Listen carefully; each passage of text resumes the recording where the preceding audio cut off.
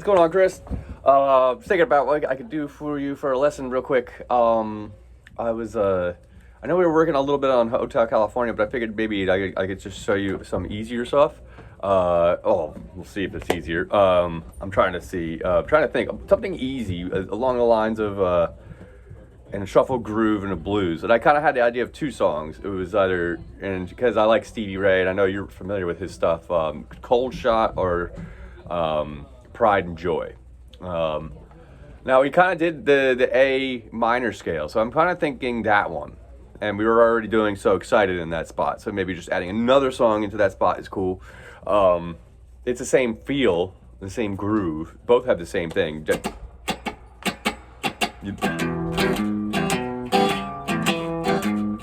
You know what I mean? But the other one is...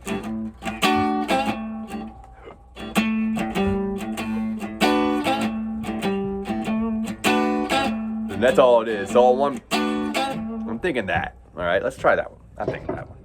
It's the same feel. So once you're just practicing both of these, it will help you with the other one as far as just your feel and rhythm.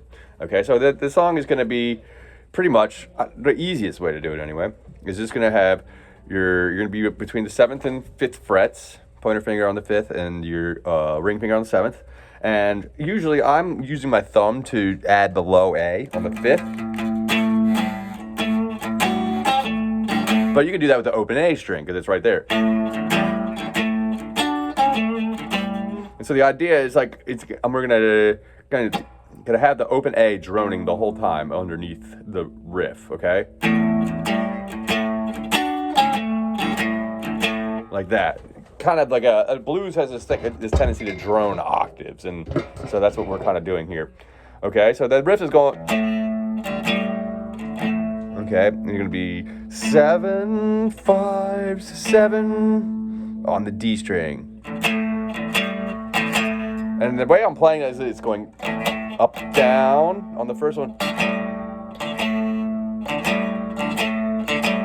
Okay, da da da da da da da da. And I'm kind of hitting the note on the second note. Da da da A G to D to E to A to G to A to D. All right, that's the first bit of that riff.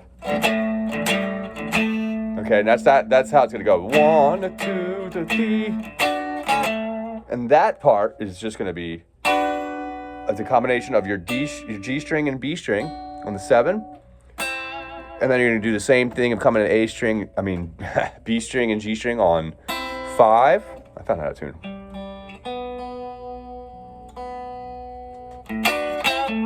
Okay, and then you have to hit that, and you're gonna go back to 7 on the A string. So 5, 7 on the G and B, and G and B on the 5. So 7, 1, 2, 3.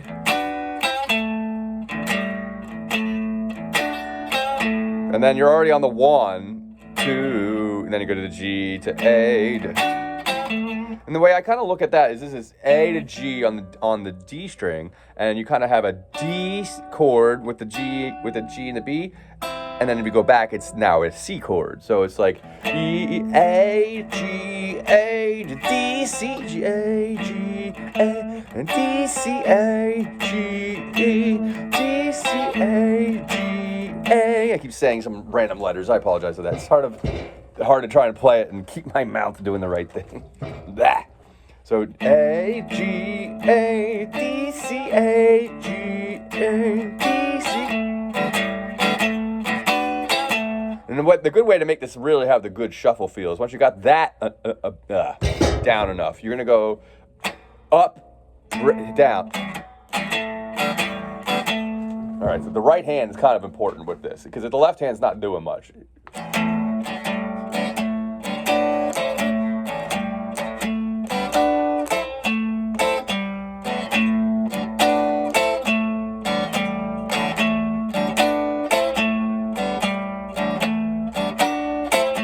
I hope you can kind of see that. It's kind of like you're gonna go. You're almost at some mute on the up, and you hit the note on the way down. So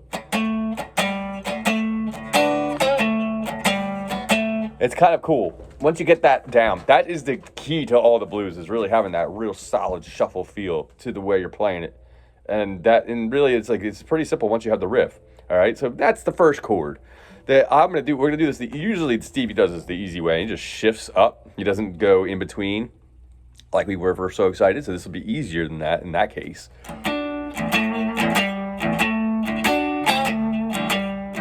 All right, that's the first variation of that riff, all right? And then I'll show you when it goes up to D how we do that. We're just gonna shift and do exactly the same thing like it was still an A, okay? But that's the first part of the riff at the beginning of the song. Eventually he shifts to a different pattern, all right? And that'll go...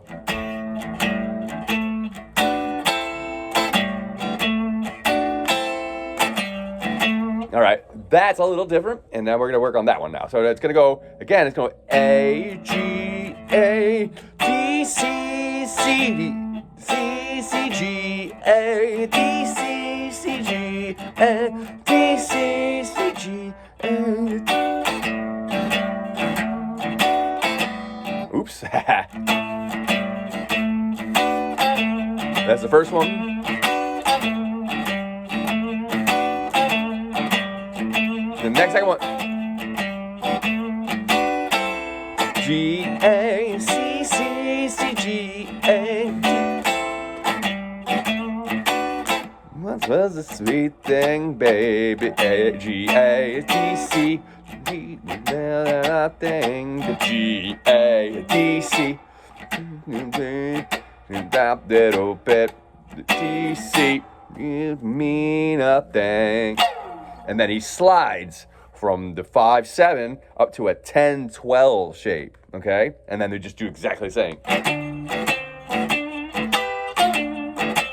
Well, that's a drag. Then back into A, G, A, D, C, C. And then it goes back up to D, which is now 10-12. Does it twice. And then it does the Jimi Hendrix chord. Now this is a chord for the turnaround. He goes like, and then he goes back.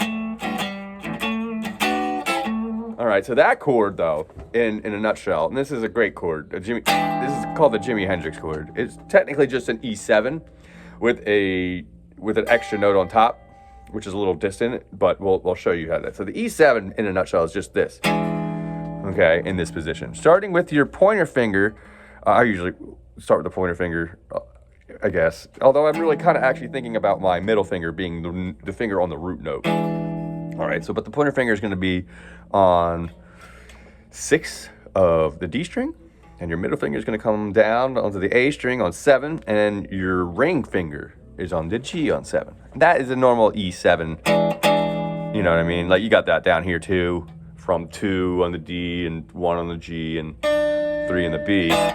All right, but we're gonna move it up here. All right, and then we're gonna add our pinky onto 8 of the B string. All right, and that'll add the extra note on top. All right. All right, now the Jimi Hendrix chord technically is an E7 with a sharp 9. But we don't worry about that. We just call it the Jimi Hendrix chord, okay? Don't worry about what it's called for now. And then, so that chord is it's pretty easy once you get into it, okay? I'll hold right there to see if you can see that. So pointer finger on the D string on 6. Your middle finger, is going to be on the A string on 7. Ring finger is going to be in the G string on 7. And then your pinky is going to grab the B string on 8, okay?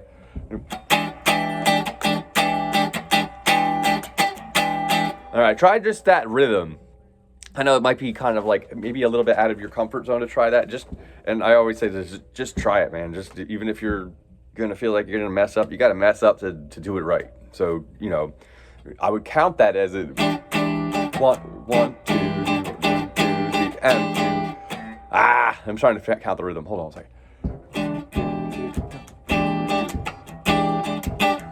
How many bars? 2 bars worth, so you count to 8, I guess. And I'll work with you on that rhythm when you come back, and I think you might be able to pick that up. I'm trying to think of how to teach that over the thing. All right, so the way I would do it goes down, down, up, down, down, up, down, down, and then you go back. So it's just 2 bars. Down, down, up, down, down, up, down, down, up, down, down. Yeah, it's a triplet. 1 triplet, 2 triplet, D. That's how you do it. I'm using the thumb right because it's easier for me to remember how to play it. E, G, A, G, C, C, G, A, D, C, C, G, A. Yeah, all right. That's pretty much the song in a nutshell. And I'll play it again. I mean, you know, when you go to D, again, this will be the same exact thing going between here. Pretty much on in between 10 and 12. Try and keep that A droning. I know when you get up to the D chord, you don't have the open, and it's an open A and not an open D, and that's why a lot of times the thumb comes over, but you don't have to worry about that. You can still play that without that.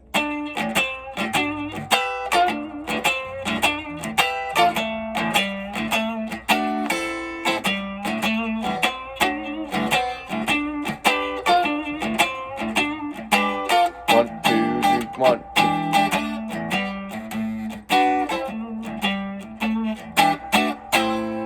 All right, and that's all over the A minor, the box pretty much, which is. I just added an extra note for you.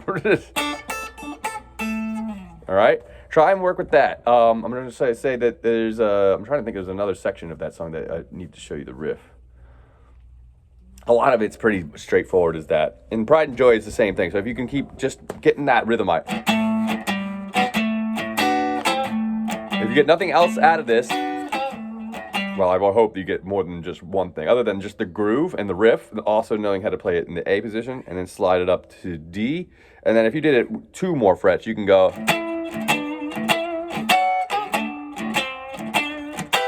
And that's just going from the 10, the 12, 14 box to the 12, the 10, 10, 12 box, and then back to the 5, 7. All right. Yeah, work with that, all right? I think you can handle that for sure. The only thing I think might be a little strange is maybe that rhythm over the... That's a real feel thing, a real odd triplet type of thing. And I think it's kind of hard to teach that without you being here. But I think you can pick up the song. You've probably heard it before. All right? All right.